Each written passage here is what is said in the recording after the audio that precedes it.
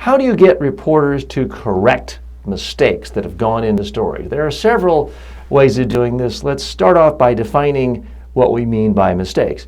Did they factually get a blunder that is just black and white, no one would disagree with, is false? They said you owned 10 buildings and you own 1,000 buildings.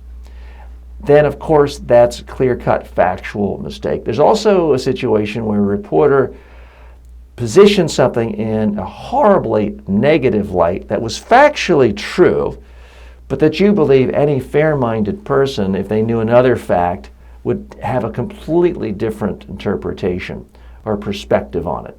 And you feel like it's really a disservice to the readers, viewers, listeners to not have that piece of information. There are two types of things you might want to correct. For starters, you can simply email the reporter, and that's a perfect example of why when you are talking to a reporter over the phone, or if the reporter has called you, ask for their email. Because if they interview you by phone at 4 from their office phone, and the story goes online at 8 p.m. and you see it at home at 8:30, you might not want to leave a message on their office phone that they don't get for the next day. You want to email them right away.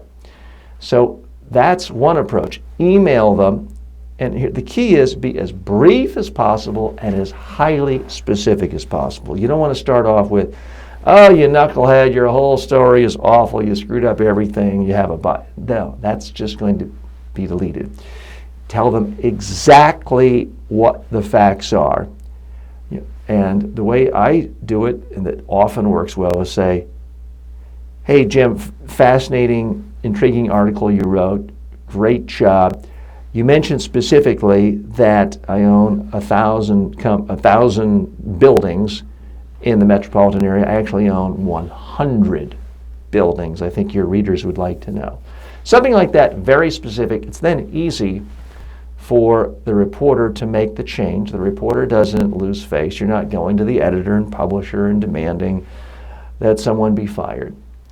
If you can't get a hold of the reporter and you think it's important, most stories these days have an online comment section. So there's nothing preventing you from going online and doing a comment right below the story and put your perspective there. Again, keep it short.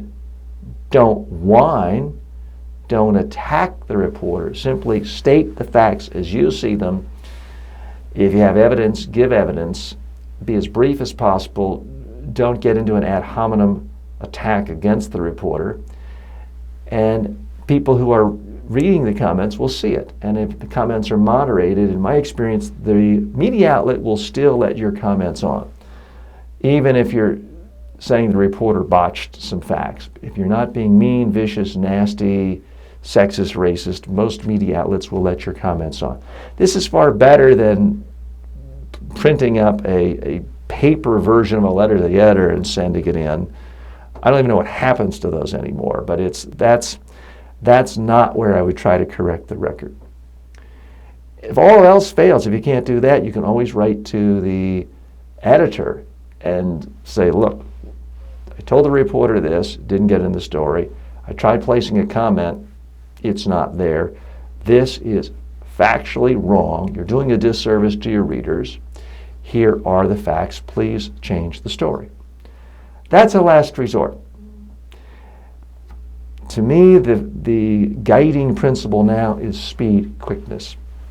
Reporters really don't want to have misinformation in their story. So if you've done an interview, monitor it. Try to monitor when it goes live. So if you see an inaccuracy, you can email the reporter right away. That way they can make changes quickly. They save face, and so do you.